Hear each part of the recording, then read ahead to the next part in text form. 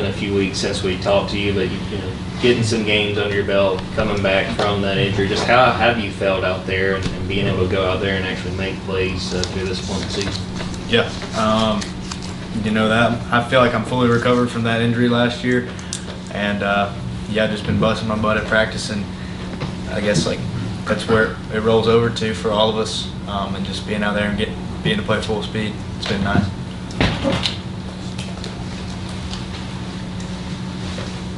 Yeah, Kirby was saying something along that line. He said, I don't think people realize Dan's a pretty fast guy, and it's been a while, but he said, it looks to me like he's back to Dan's speed. Is that what you mean by being fully recovered at this point?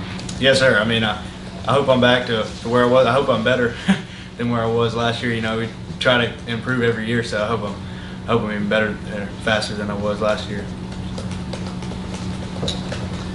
Dan, obviously the first weekend of an SEC road trip and travel roster. What was it like making the travel roster your first time? Mm-hmm. Yeah, I mean, it's a great honor. It's what I wanted to do first day I stepped foot on campus here.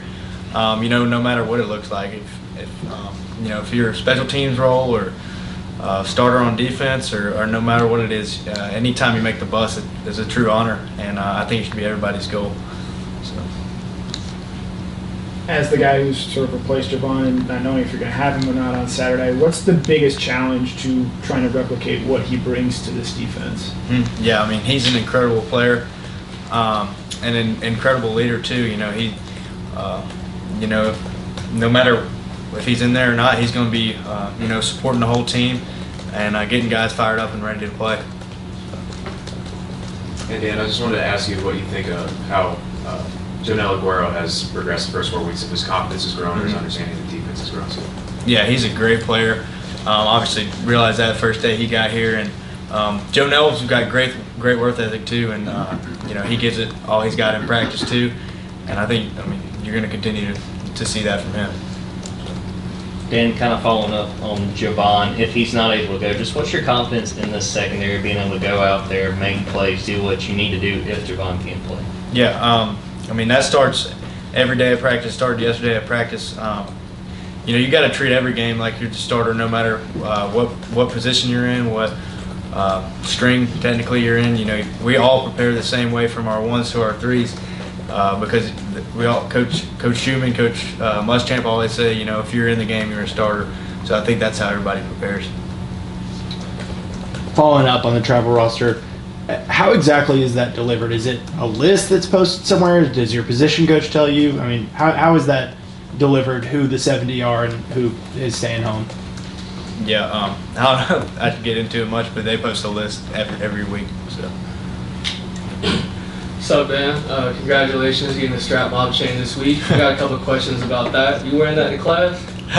Yeah, I have a few times. Yeah, it's an honor for Coach Fran. Every game we get, we're all trying to win it, and thankfully I got it this week, and I'm definitely going to be repping it. So can you talk about that tradition, like how it got brought about, how he talked to y'all about that, this, that, the other?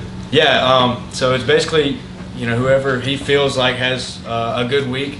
We're all competing for it, but he's all about maximizing our potential and maximizing our brand as a student athlete.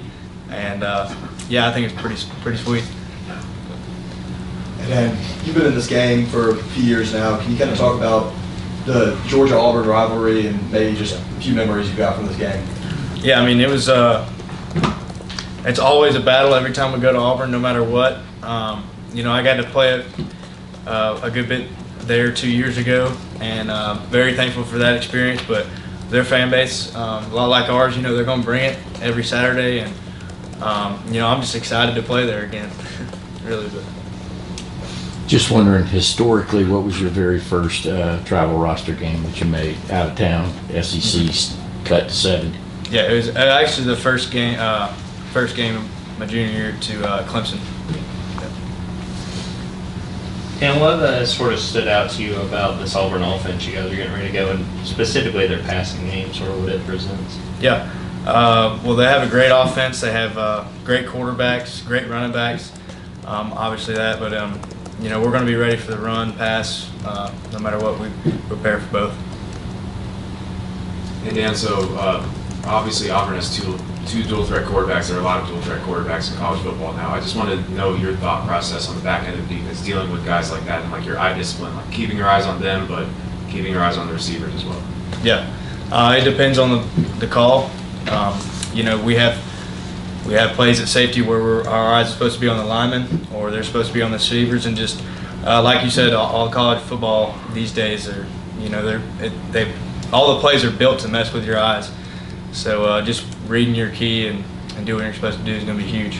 So. Correct me if I'm wrong. I feel like you know.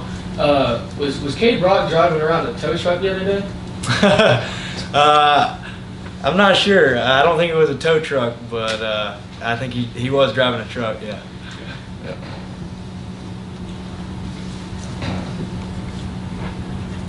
Other questions?